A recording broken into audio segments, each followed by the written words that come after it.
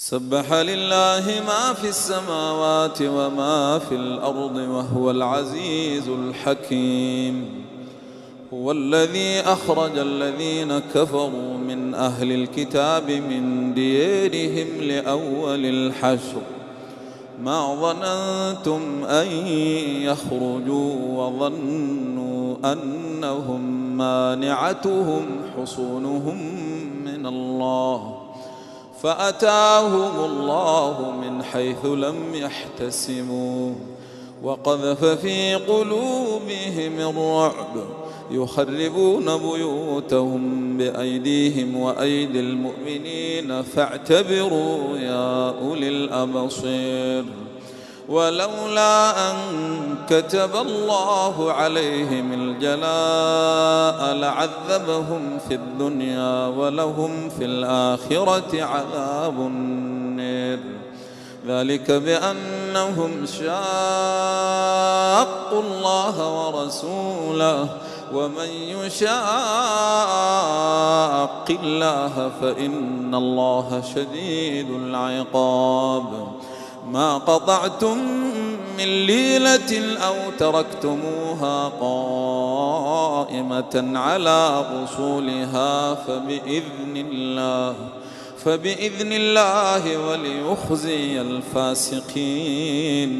وما أفاء الله على رسوله منهم فما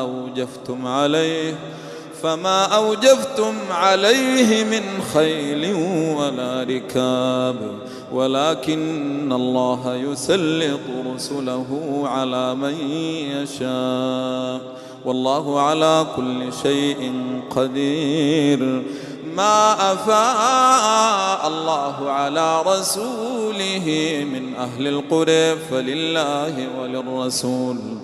فلله وللرسول ولذي القربى واليتامى والمساكين وابن السبيل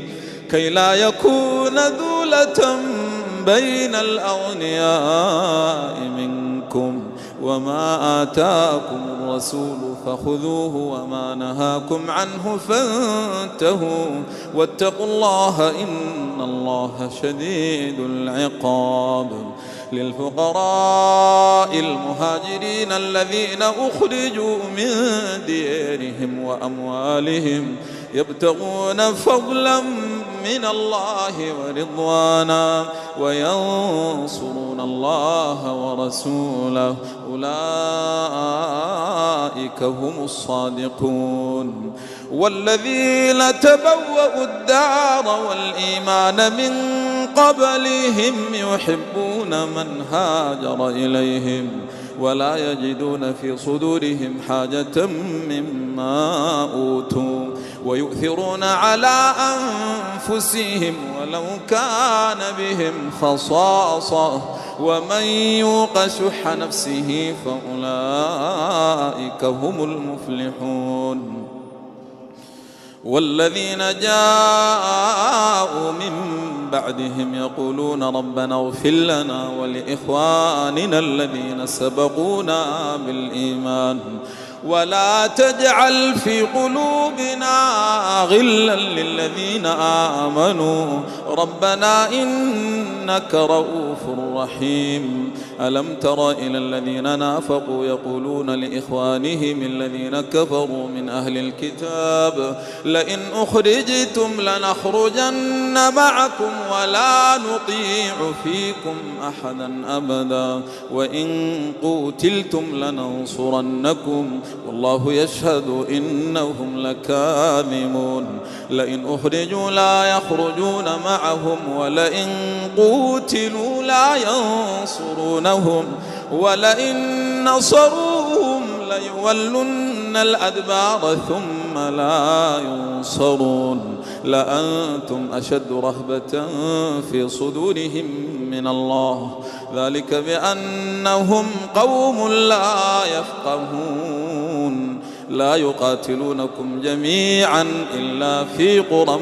محصنة أو من وراء جدار بأسهم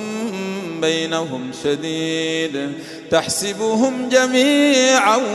وقلوبهم شتى ذلك بأنهم قوم لا يعقلون كمثل الذين من قبلهم قريبا ذاقوا وبال أمرهم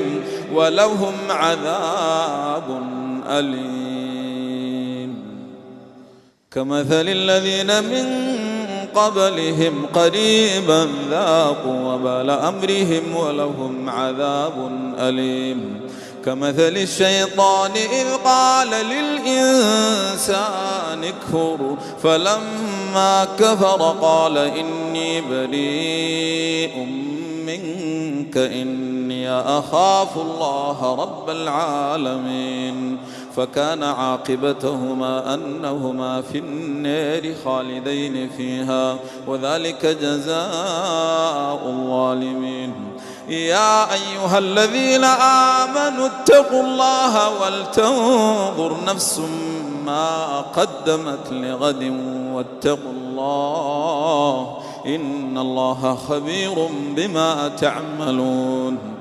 ولا تكونوا كالذين نسوا الله فأنساهم أنفسهم أولئك هم الفاسقون لا يستوي أصحاب النار وأصحاب الجنة أصحاب الجنة هم